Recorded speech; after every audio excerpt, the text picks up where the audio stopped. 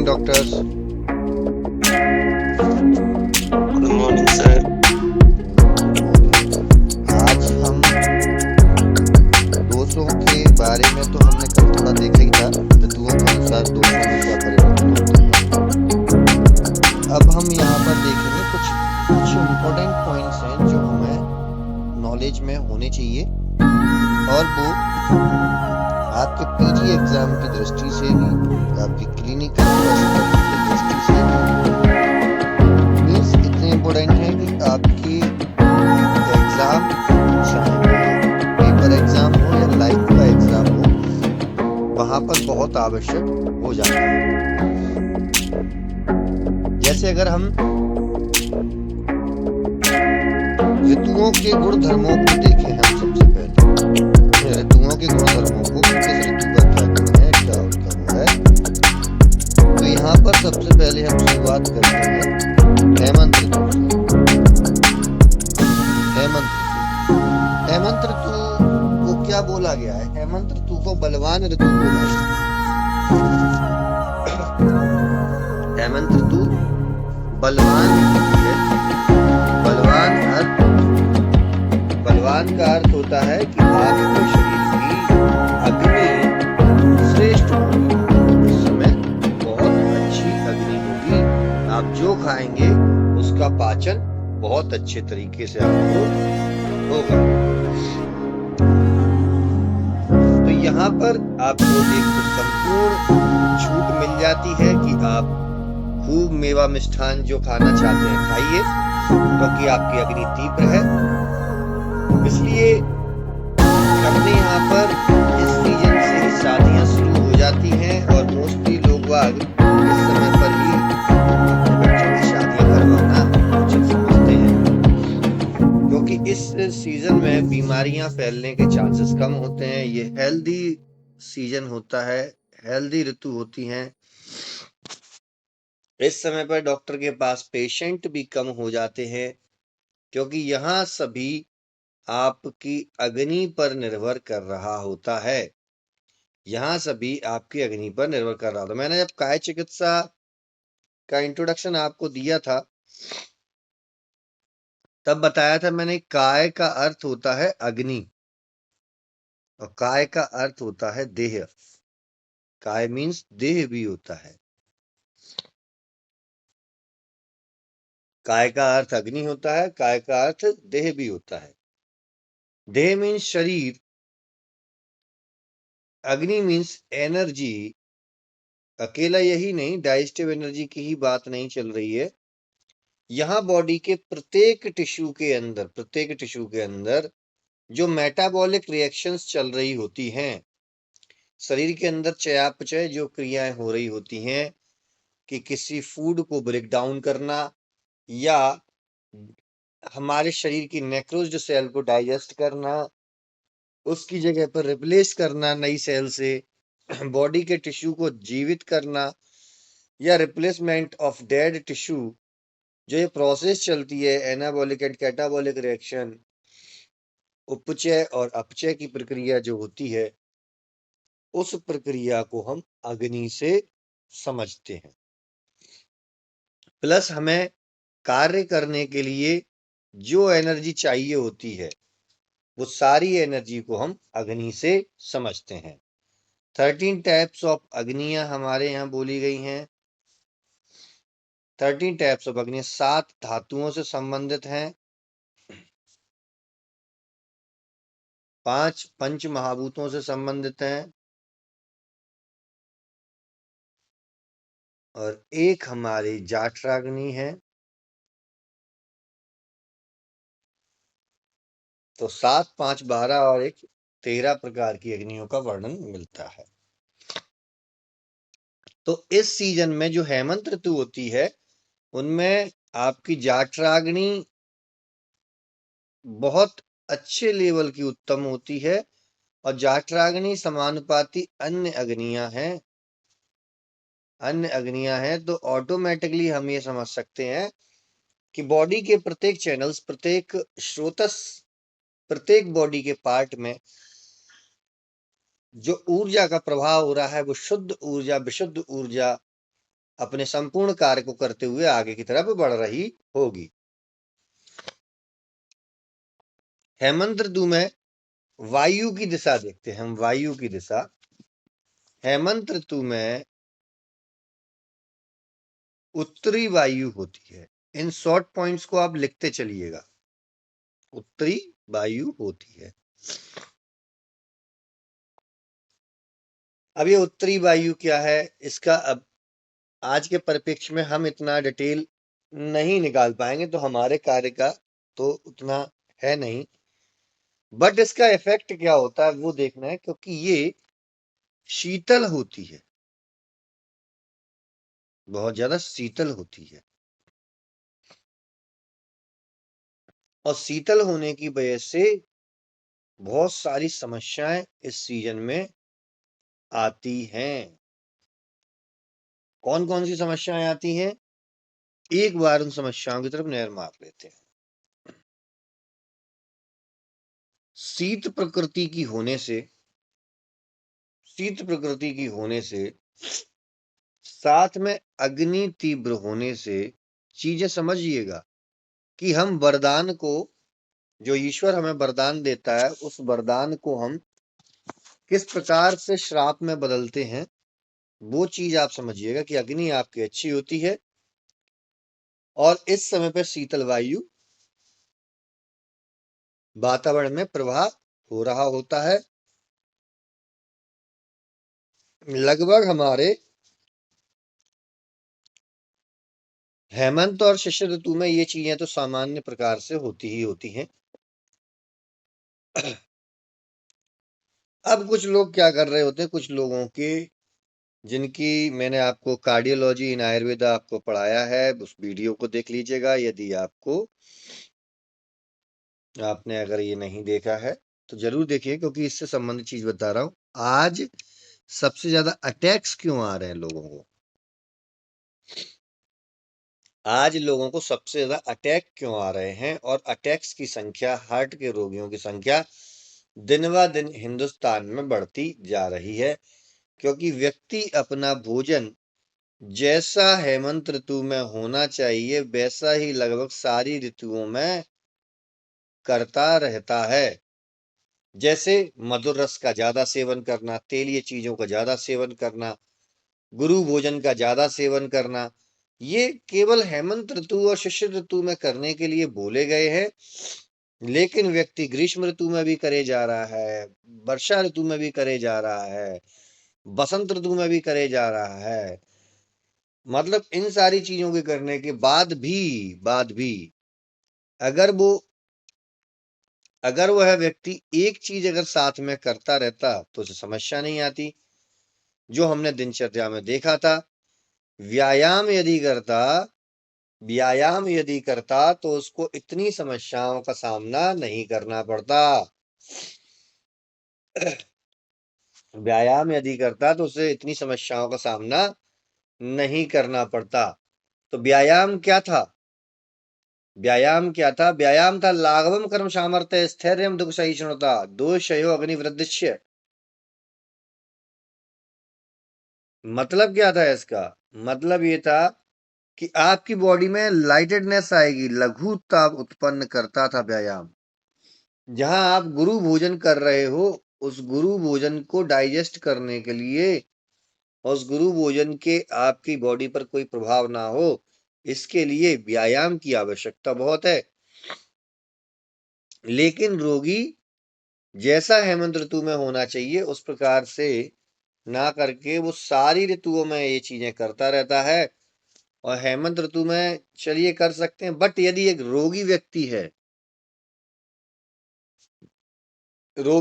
है, किस चीज का, हाई बीपी का, एमआई का, मायोकार्डियल इंफार्क्शन, या जिसको एंजाइना बोलते हैं, अगर इसका रोगी है तो ये ऋतु उन रोगियों के लिए बहुत बहुत ही नुकसानदायक सिद्ध होती है। अगर वो ऋतु का नियम पूर्वक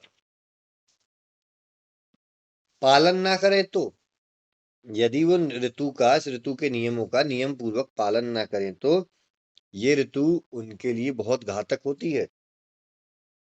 जैसे यहां पर जो हमने एक पॉइंट लिया था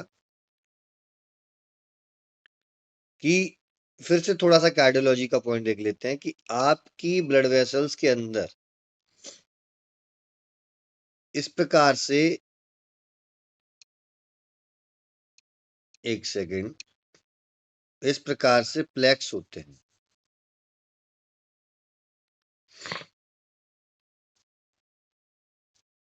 कोलेस्ट्रॉल इस प्रकार से जमा हुआ है। किसी व्यक्ति की ब्लड वेसल्स में इस प्रकार से कोलेस्ट्रॉल जमा हुआ है और वो व्यक्ति हेमंत ऋतु में अपने बदन को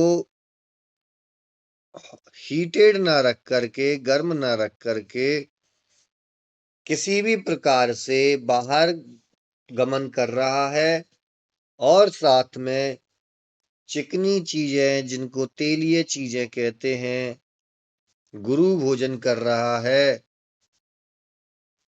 और उसके बाद भी यदि मॉर्निंग में वो एक्सरसाइज कर रहा है। देखिए कई पेशेंट ऐसे भी आते हैं, डॉक्टर साहब एक्सरसाइज तो करते हैं, डॉक्टर साहब वो व्यक्ति जिम तो जाता था, डॉक्टर साहब वो व्यक्ति वर्कआउट तो करता था, बट क्यों उसको अटैक आया? रीजन समझिए। बोला गया है हमारे आयुर्वेद में कि जब भी आप एक्सरसाइज करने के लिए जाएं या किसी भी प्रकार के कार्य के लिए जाएं,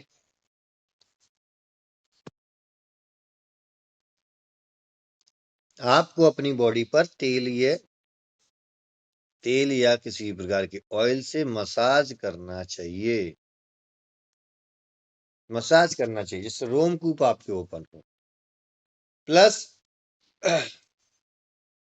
वार्म अप करना जरूरी होता है। आपको एक्सरसाइज करने से पहले वार्म अप करना जरूरी होता है, जिसमें योग की कुछ मुद्राएं आ जाएंगी, मॉर्निंग वॉक आ जाएगी, फिर ब्रिस्क वॉक आ जाएगी, देन आप वेट लिफ्टिंग करना स्टार्ट करेंगे।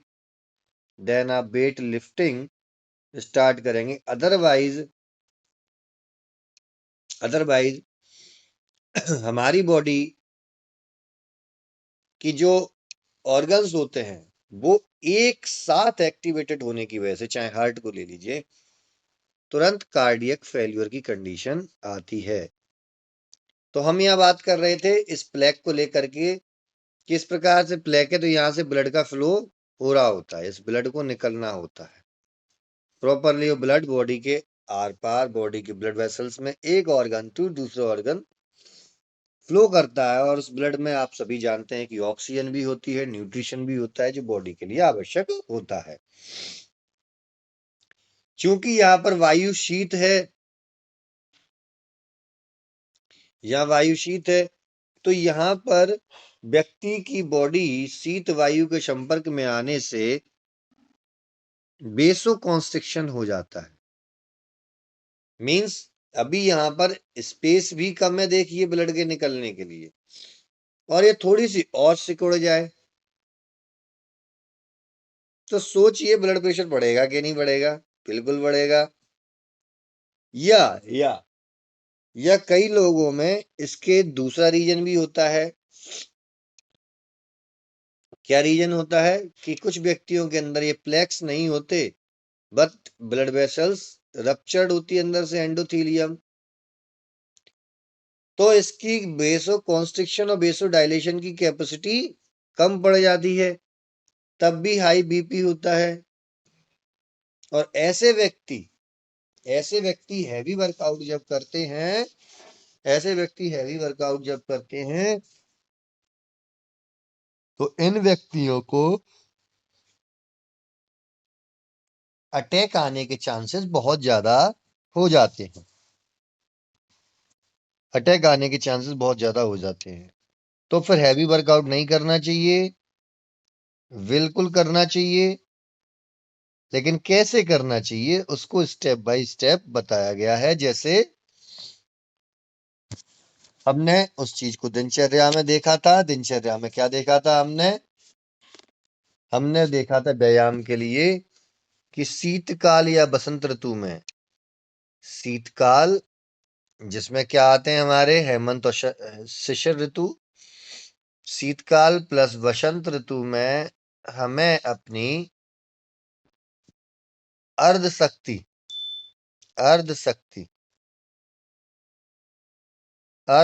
भर व्यायाम करना है। और ग्रीष्म वर्षा शरद ऋतु में अर्ध शक्ति से भी कम करना है। मतलब इतना व्यायाम नहीं करना है कि आपकी बॉडी की कैपेसिटी के ऊपर निकल जाए। यदि आप वह करना चाहते हैं, उस प्रकार का व्यायाम करना चाहते हैं, तो आपको समय का इंतजार करना होगा। बॉडी की मसल्स को, बॉडी को धीमे धीमे करके उस हैवी वर्कआउट के लिए रेडी होना पड़ेगा। तो यहां पर क्या है कि हर चीज का ज्ञान आवश्यक है, अन्यथा विदाउट किसी प्रकार, बिना किसी ज्ञान के यदि कार्य होता है तो वो व्यक्ति की मृत्यु का भी कारण बन सकता है। तो वेसोडाइलेशन, वेसोकॉन्स्ट्रिक्शन का पर कैसे प्रभाव पड़ता है शीत गुण का, ये आप समझ चुके। यह शीतल वायु का प्रभाव था, और वात का भी यही गुण होता है। तो व्यान वायु भी तीव्रता से वर्क करने लगती बॉडी में। तो इसलिए भी हमें हेमंत ऋतु में बड़ा ध्यान रखना चाहिए, अपने खाने पीने के साथ साथ अपने वातावरण का भी। अब यहाँ पर कुछ द्रव्य बताए हैं खाने के लिए। जठराग्नि और शरीर बल तो मजबूत होता ही है। यहाँ पर अगर हम देखें एक एक करके कि औदक, आनूप मांस, अति मेदस्वी पशु पक्षियों का मांस, बिलेशह व प्रशह मांस जाति के पशु पक्षियों का मांस। बिलेशह का अर्थ होता है गुफाओं में रहने वाले, प्रशह का अर्थ होता है जमीन में गड्ढा खोद करके रहने वाले कुछ ऐसे जानवर होते हैं। मदरा पान करना है, सीधु, मध्य, मधु अनुपान के रूप में लेना चाहिए। उष्ण जल का प्रयोग करना चाहिए। अभ्यंग, उत्सादन, मुर्दा तेल, जैंताक श्वेद उष्ण गर्भ में निवास करना चाहिए। अब इसको एक एक करके देखते देखते उन्होंने खाने के बारे में चर्चा की कि आपका भोजन कैसा होना चाहिए। उसमें इन्होंने बोला आनूप मांस होना चाहिए। अति मेदस्वी वर्ड यूज किया उन्होंने, अति मेदस्वी पशु पक्षियों का मांस खाना चाहिए।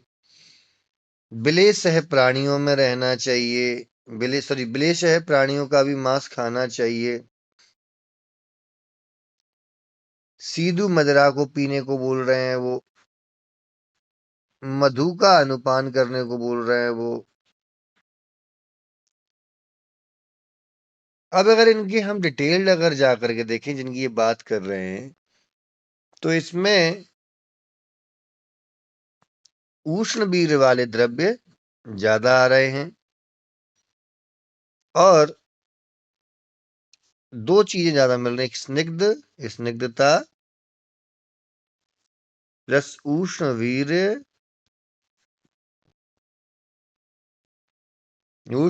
ये चीजें हमें ज्यादा मिल रही हैं।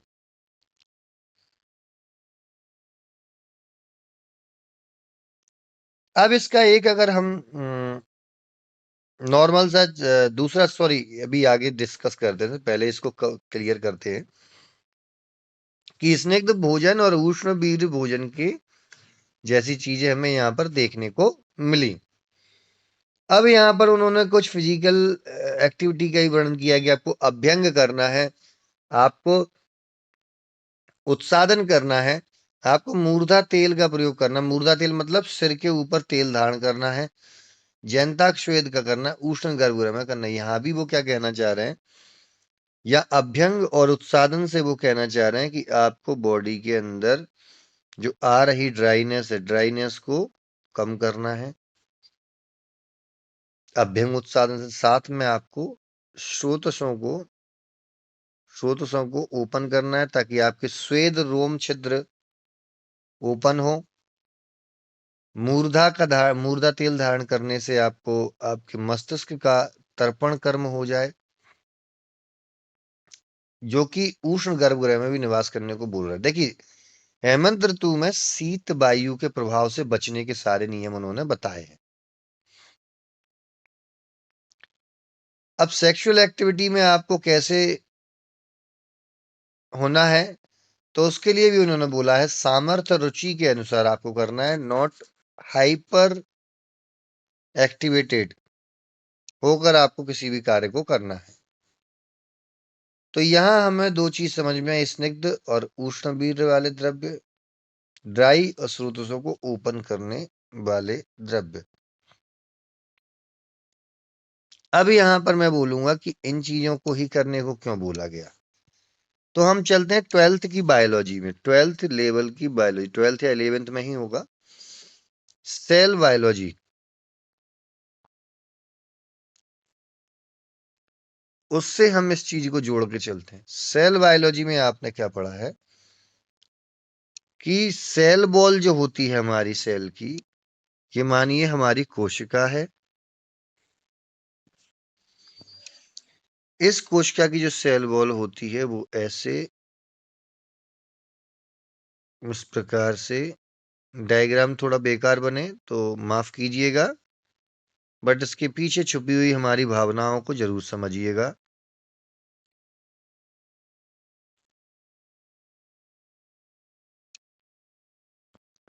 तो इसके पीछे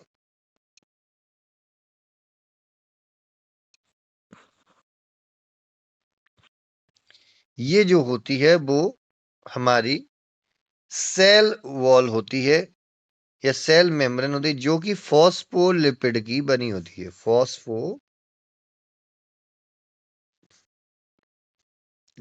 की बनी होती है, मींस फॉस्फेट एंड लिपिड, इन दो द्रव्यों से बनी हुई सेल मेम्ब्रेन सेल वॉल होती है एक हेल्दी कोशिका की।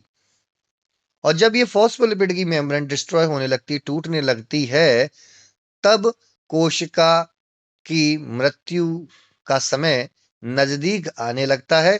सो कॉल्ड, यहां पर आपको समझ में आना चाहिए कि कौन से लिपिड की बात हो रही है। लिपिड भी हमारे बॉडी में कई प्रकार के होते हैं, जिनमें से कुछ लिपिड को समझते हैं VLDL लिपिड, LDL, HDL, ये तीन तो मोस्टली हम देखते ही हैं। उसके बाद triglyceride, cholesterol and so many types of lipids in our body. But कौन सा आवश्यक हो कौन सा अनावश्यक है, इस चीज को समझना बहुत विशेषकर जरूरी होता है। आपकी जो सेल मेम्ब्रेन सेल वॉल जो बनी होती है, वो बनी होती है इनमें से ना BLDL से, ना LDL से, ना कोलेस्ट्रॉल, ओनली HDL से बनी होती है, high density lipoprotein, high density lipoprotein.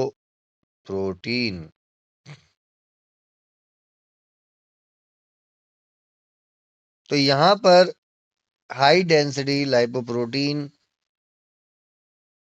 का अर्थ क्या होता है, इस चीज को समझ लीजिए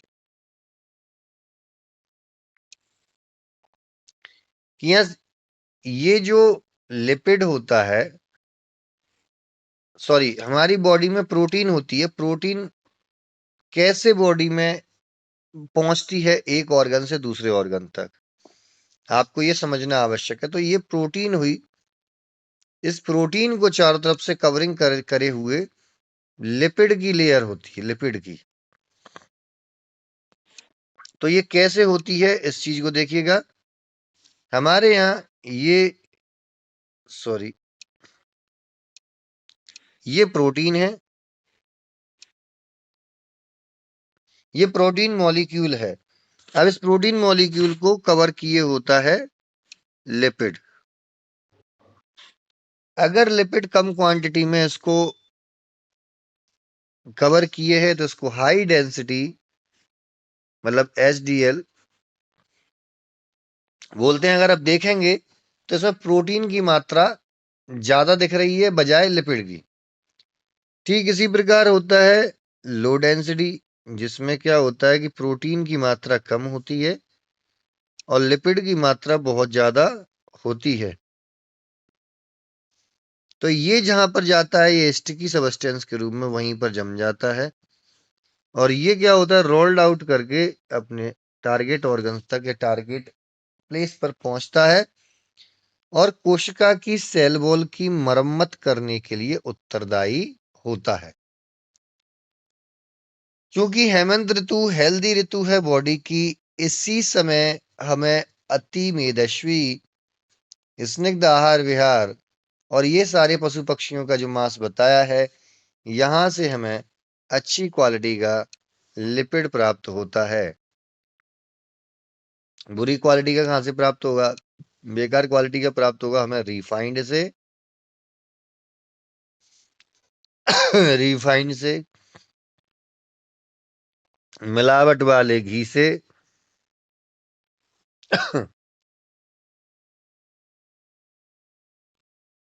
हमारी बफेलो के घी से, बफेलो के भैंस के घी से,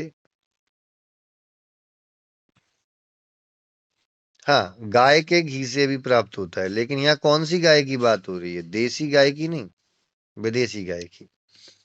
देसी गाय के घी से हमें अच्छी क्वालिटी के लिपिड को प्राप्त करने की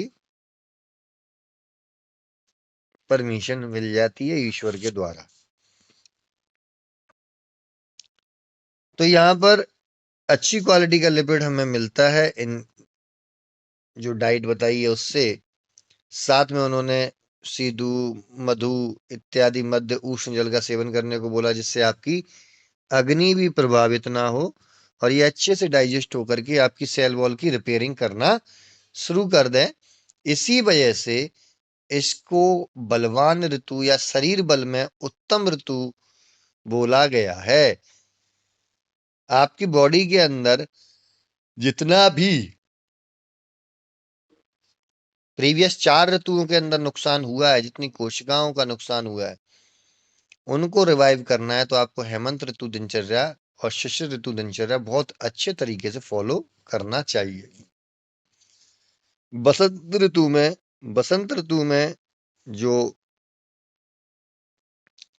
हमारी वायु होती है वो दक्षिणी वायु होती है। दक्षिणी वायु, हम फिर से थोड़ा लंबा हो गया ये लेक्चर, फिर से हम उसी जगह आते हैं कि वायु को हम पढ़ रहे थे। तो दक्षिणी वायु होती है और ये काम उत्तेजक होती है। काम उत्तेजक, काम उत्तेजक वायु होती है बॉडी के अंदर, उस प्रकार के हार्मोन्स पर ज्यादा प्रभाव दर्शाती है। ग्रीष्म ऋतु में नेतृत्व दिशा से आती है और ये ग्रीष्म ऋतु की वायु कष्टदायक होती है, कष्टदायक होती है। थोड़ा आपको होमवर्क दे रहा हूं मैं। होमवर्क ये है कि 6 ऋतुओं की वायु का, जलवायु का प्रभाव क्या पड़ता है शरीर पर, ये आप पढ़ेंगे और पढ़ के देख करके सोच करके इमेजिन करके अपने कंसेप्ट बना के मुझे कल की क्लास में बताएंगे। अब हम आगे की तरफ चलते हैं कि यहाँ पर जल कैसा, किस प्रकार का जल ग्राह्य होना चाहिए। क्योंकि आज की डेट में तो ये उतना प्रैक्टिकली परिपेक्ष नहीं होता, फिर भी हम थोड़ा सा सुन लेते हैं। इसको सुनने में क्या जा रहा है, सुनने में तो कुछ जाता ही नहीं है। बसंत ऋतु में बोला है कुएं का, कुएं और झरने का।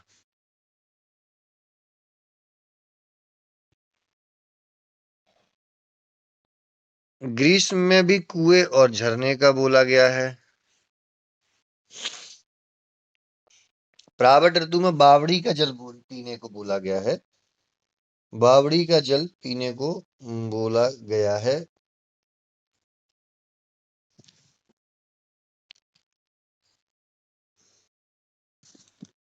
उसके बाद बावड़ी जानते हैं ना आप? चांद बावड़ी का नाम सुना है आपने? राजस्थान में है बावड़ी इस प्रकार का एक मॉड्यूल हुआ करता था।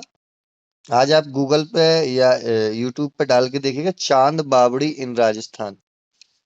बावड़ी इस प्रकार का एक प्राचीन सिस्टम हुआ करता था, जिसको आज के आरओ सिस्टम से बहुत ज्यादा एडवांस माना जाता था। गांव जो गांव में राजस्थान में स्पेशली बावड़ी बनाने का प्रावधान इसलिए था क्योंकि वहां पर बरसात के समय पर ही जल स्टोर किया जाता था, जिसको पूरा गांव पूरी साल भर प्रयोग करता था। लेकिन लेकिन अब वो पानी स्टोर करना है और पानी ठहरे हुए पानी में गंदगी आने के चांसेस होते हैं, तो बचाएं कैसे। तो इस प्रकार का मॉडल उन्होंने स्टार्ट किया था, बावड़ी को इस प्रकार से डिजाइन किया था कि बरसात का पानी जब इनसे बहते बहते छनते छनते जब तक हमारे नीचे स्टोर हो, धरातल में स्टोर हो, तो पानी इतना शुद्ध हो जाना चाहिए कि उसमें किसी प्रकार का वायरस बैक्टीरिया ना हो जो वहां पर डिकेइंग कैपेसिटी पैदा कर सके, किसी प्रकार की डिकेइंग प्रोसेस ना कर सके। जब वायरस बैक्टीरिया ज्यादा होंगे तब तो जाकर के वो गंदगी फैलाएंगे, अदरवाइज नहीं फैला पाएंगे। तो बरसात में हमें अंतरिक्ष का जल प्रयोग करना होता था। अंतरिक्ष और औद्योगिक जल जो पहले स्टोर करने के सिस्टम थे। शरद ऋतु में सभी जल ग्राह्य होते हैं। चांद की शीतलता से सारे जल शुद्ध हो जाते हैं। शरद पूर्णिमा आती है ना, तो चांद की शीतलता से हम शरद पूर्णिमा में बनाई हुई खीर इत्यादि को खाते हैं, क्योंकि शरद ऋतु में एक दोष का प्रकोप होता है जिसको बोलते हैं पित्त। और पित्त का शमन करने के लिए ईश्वर ने चंद्रमा की शीतल किरणें बनाई हैं। देखो एक चीज मैं आपको बता दूं, जिस मौसम में जिस ऋतु में जो दोष पैदा हो रहा है, बिल्कुल डेफिनेटली याद रखिएगा कि उसी मौसम में उसी ऋतु में उस दोष को समापन करने के लिए ईश्वर ने कुछ ना कुछ और पैदा किया है। जैसे जब रावण को बनाया गया तो उसके विनाश के लिए राम को भी बनाया गया। जब कंस को बनाया गया तो उसके विनाश के लिए श्री कृष्ण को भी लाया गया। जब बुराइयां बनाई गई तो उसको खत्म करने के लिए अच्छाइयों को भी बनाया गया। अंधेरा आया तो उसके लिए उजाला भी लाया गया। मैं हमेशा एक बात कहता रहता हूं, जो बात बहुत सारे लोगों को पचती नहीं है, लेकिन कहीं ना कहीं ये बात सत्य है। इस बात को प्रूफ करना इम्पॉसिबल तो है ऑलमोस्ट, बट कोशिश करने के लिए एक हमें दिशा निर्देश देती है कि जिन रोगों को हम आज की डेट में असाध्य बोलते हैं, असाध्य, उन रोगों को भी साध्य रोगों में कन्वर्ट करके रोगी को स्वस्थ किया जा सकता है। कैसे किया जा सकता है? देखिए, ईश्वर ने इस दुनिया में जो भी बनाया है वो बैलेंस में बनाया है। ना कोई चीज ज्यादा बनाई उन्होंने, ना कोई कम बनाई, बैलेंस में बनाई है। दिन के साथ रात को बनाया है। इसी प्रकार से गर्मी के साथ सर्दियों को बनाया। हर प्रकार से उन्होंने बैलेंस में हर चीज की है। तो जरा इस चीज को यहां पर हम फॉलो क्यों नहीं करके देख सकते? जब रोग हैं तो औषधि भी तो बनाई होगी उस रोग की, ऐसा तो नहीं है। अब फॉर एग्जाम्पल कैंसर जैसे रोग की कहते हैं कि कोई उपचार ही नहीं है। भाई, रोग कैंसर जैसे रोग का उपचार नहीं है, ये कहना गलत है। ये कहना सही है कि कैंसर रोग का उपचार अभी तक साइंस खोज नहीं पाई है। क्योंकि उपचार तो है, इसी दुनिया में है। बस शर्त यह है कि हम कब तक और कितने समय में उसको खोज पाते हैं। जिस दिन हमने खोज लिया उस दिन वो रोग भी समाप्त हो जाएगा। हर रोग की शुरुआत इसी प्रकार से हुई है, चाहे वो प्रति से आए हो, चाहे वो कोई सा भी रोग हो, खांसी भी हो, जुकाम भी हो, बुखार भी हो। जिस समय ये पहली बार इस पृथ्वी पर आए होंगे, बहुत सारी मानव प्रजाति को मृत्यु के घाट तक ले गए होंगे, लेकिन कुछ लोगों ने उठ करके चैलेंज एक्सेप्ट किया। उन्होंने कहा नहीं, अब हम जनहानि नहीं होने देंगे और इन रोगों के उपचार को ढूंढ के लेके आएंगे। लेकिन चूंकि आज बिजनेस का फील्ड होने की वजह से आज मेडिकल साइंस में लोग बाग जाते ही इसलिए है ताकि अपार संपत्ति कमा के रख सकें, और उसकी वजह से आज की डेट में खोज पर इतना ध्यान नहीं है, जबकि किसी भी रोग को व्यापार बनाने पर ज्यादा ध्यान है। किसी रोग को इतना बड़ा डर बनाओ कि व्यक्ति डर के नाम पर जितना चाहे उतना ले जाए। कोई भी मेडिसिनरी प्रिपेयर होती है, मोस्टली मार्केट में मैं देखता हूँ, आप भी देखते होंगे, सभी ने ऑब्जर्व किया, अगर मेडिसिन उसको प्रिपरेशन बनाए, मान लीजिए प्रिपरेशन कॉस्ट 2 रुपए पड़ रही है किसी चीज की, मार्केटिंग मिला करके 1 रुपए की मार्केटिंग, तो 3 रुपए पर टेबलेट अगर कॉस्ट पड़ रही है, तो मार्केट में 25 से लेकर के 100 रुपए पर टैब प्राइस वसूली जाती है। इतना बड़ा व्यापार बनाया गया है। क्योंकि कई लोगों से मेरी इस चीज पे बहस भी हो जाती है। मैं कहता हूं व्यापार करिए, बिल्कुल करिए, अच्छे से करिए, बट अगर आप किसी से रुपए ले रहे हो तो किसी जरूरतमंद का उपचार जरूर कर दीजिए, फ्री में कर दीजिए भाई। आपने एक रईस इंसान से 100 रुपए ले लिए, उसमें से 25 रुपए यदि आपने उस गरीब पर खर्च कर दिए तो उसकी भी जान बच जाएगी। इस प्रकार का आचरण हमारे शरीर में आना चाहिए, हमारे मस्तिष्क में होना चाहिए। अब यहाँ पर हमारे आचार्य ने उष्ण निवास के लिए बोला था। यहाँ पर एक पथ्य के लिए श्लोक आता है, वर्जेद अन्न पानानी वातलानी लघुनी चा। बातल एवं लघु आहार विहार, प्रवात प्रमित आहार और सत्तु दिवा स्वप्न, इन सारी चीजों को हमें बचना चाहिए, क्योंकि ये अपथ्य हैं। किसमें? हेमंत ऋतु में अपथ्य हैं। ऐसे ही